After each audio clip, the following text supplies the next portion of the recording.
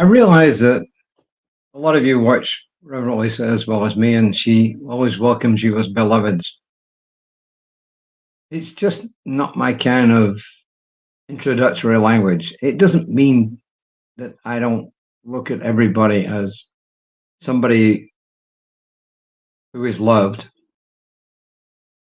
It's just not my way. Maybe it's because I'm an engineer and she's an anthropologist. I don't know. But anyway, there you are. Today's reading doesn't apply to everybody. I don't think it does. I'm going to read it and then you can say what you think. I do have a few comments on it. I'm nothing critical about it at all. I think it's a worthwhile reading. I think it will apply to a lot of people. It's really about addictions. So that's kind of the lead in. And our writer, Diana, has called it Speak Your Truth. Speak Your Truth. The first quote is from Alcoholics Anonymous. All progress starts by telling the truth. All progress starts by telling the truth. I don't think anybody could truthfully, no pun intended, deny that. Ernest Holmes says, let the inner ear listen to the voice of truth that is always speaking. In other words, when we go quiet and we listen to our inner voice with our inner ear, then we will hear good stuff. We'll hear advice. It may not be advice in like sentences and so on, but sometimes it can be. You know, I remember once my mother was walking down the street and there was a gentleman walking towards her. I don't know if he was a gentleman, he was a man anyway, walking towards her. And she said she distinctly heard a voice say to her, Mary, cross the street. So she obediently crossed the street and let this guy walk by on the other side of the street. So and my mother was a woman of prayer. So when you are a person who is a person of prayer, then I do believe that you're divinely guided, especially when, as Holmes indicates, when you believe that you're divinely guided, I really believe that you are. And you can take the word divine in whichever sense you like. But I personally believe that we do get advice when we seek it and when we go into those quiet times. And the advice may come immediately or it may come later. Anyway, back to the reading. When someone suffers from the disease of addiction, also known as substance misuse disorder, I didn't know that, there may be shame, embarrassment, and secrecy, both for the individual suffering from the disorder and the people close to that individual. Such stigma can prevent people from sharing their truth with others. Then she goes on to talk about her own experience, which is not mine. My mother didn't have substance abuse problems. As far as I know, my grandparents didn't, my aunts and uncles didn't. I don't know any immediate relative who had substance abuse problems when I was growing up. So she says, while growing up, I never talked about a lot of things I experienced because it felt like it would be a betrayal of the people whom I loved. But most of us as adults likely already know addictions can sometimes involve verbal or physical abuse, lying, stealing, threats, codependency, and a host of other unhealthy behaviors. And she says these are difficult things to share. I come across these frequently. Why? Because I mediate a lot of, quote, family cases, unquote, which involve divorce, they involve separation, they involve arguments over children. Lots of them involve custody issues. And a lot of these issues actually are centered around substance abuse, which may be alcohol, it may be drugs, and usually it's a combination of both. So I do come across this frequently. As I said, a lot of the cases are around this, and a lot of the cases are involving protecting children from someone who's addicted to something or other, drugs, alcohol, that kind of thing. So, yeah, it's quite amazing that it's pretty frequent, actually. So, anyway, back to our reading. Although speaking our truth is not always easy, it can lead us toward a path of healing. On a healthy path, we learn that we're not alone with our troubles. We discover there are people and organizations that can help us. We also find beneficial ways to break down toxic family patterns that have been passed down from one generation to the next. As I said, in my case, that didn't happen. Unless you call guilt, I'm just joking. This type of healing work is not for the faint of heart. It requires a willingness to look squarely at our truth and to listen closely to our hearts for what is needed. And according to Ernest Holmes, quote, anyone can heal who believes that they can and will take the time to put that belief into motion. And I'll talk about this in a minute. Begin today. Focus on your healing. Breathe, meditate, pray, listen, act. And she says, breathe, meditate, pray, listen, and act. And then she quotes Jesus, as Jesus said, the truth shall set you free. So I realize there's different groups of people out there.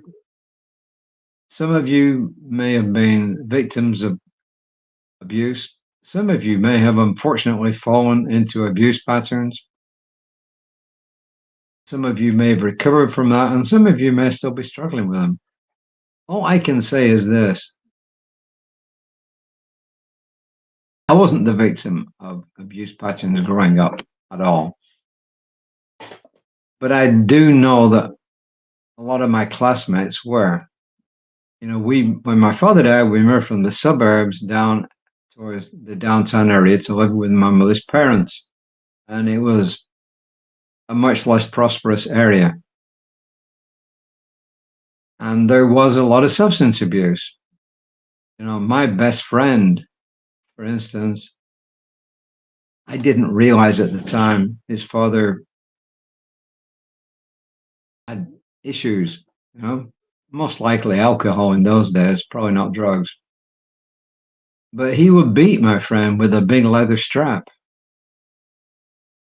And he always swore he would get his own back on him, which, of course, is not really the right answer. So what I'm saying is this. I realize that there's a big audience out there, and people are going to be right across the spectrum. People who've never experienced abuse themselves or anybody, substance abuse for themselves or anybody else, and others who've been the victims of it, and others, unfortunately, who ended up in substance abuse situations. But the bottom line is this. Some people have the ability to pray their way out of it. And some people don't. Some people need help. And if you are one of those who needs help, then go seek it out, because whoever you go to see, whether it be, in our case, a practitioner or a minister, or you're going to see a counselor, a therapist, psychologist, psychiatrist, they're all sworn to secrecy. Just like with Catholics in the seal of confession, they're sworn to secrecy. So nobody is going to talk about your problem. So if you're somebody who needs that help and you need help in finding somebody to help you, then please reach out to us. And if we don't know immediately, we will absolutely find out for you.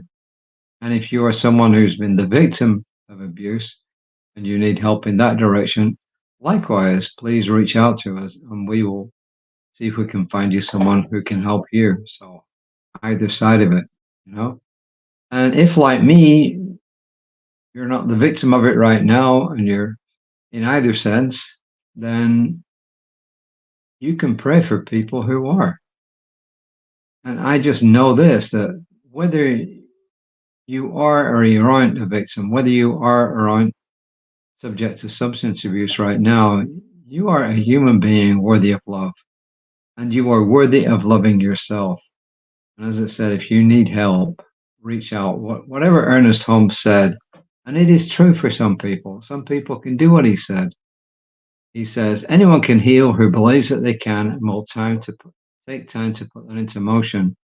Yes, some people, like Louise Hay, for instance, have got the strength and the willpower to do that on their own. But most of us need some outside help. And it could even be as simple as a prayer partner. We all have prayer partners, I hope, who can pray for us. Somebody we can go to, ask for prayer, ask for treatment, and they're not going to repeat it to anybody else. So it's a big topic. It's a serious topic. And as I said, it's something that some people can get through on their own with prayer and meditation and affirmation, and other people can't. And it doesn't make one person any better than the other because they can. So that is my message for today. So I hope it helps. And if you need somebody, someone who needs help, and they'll let you reach out to them, do so. And if you do not feel that you're able to actually help them, then likewise reach out to us. And there's contact information there. And I tell you, if I don't know and my senior minister doesn't know, then we will find somebody who does know, because we do have contacts. The affirmation, I speak my truth, my life is here now waiting for me. I speak my truth, my life is here waiting for me now. Affirmations are wonderful when we practice them. Affirmations are wonderful when we practice them. So I am knowing in the oneness of all life that each and every person who needs the help to either recover or to move away from abuse receives the help they need. And I can claim that this is the truth, and I release it into divine law going on. So I will be back tomorrow around about 5. Reverend Lisa will be here tomorrow about 9:15. Daniel Mercadal, one of our practitioners, will be around at 11:15 a.m. Central Time with a meditation. So if you need a lunchtime meditation, you want to wind down at lunchtime, there you are. It will be on Creative Life Spiritual Center's Facebook page, as will Reverend Lisa's broadcast. Mine will be wherever you find it, wherever you find it. So until next time, namaste.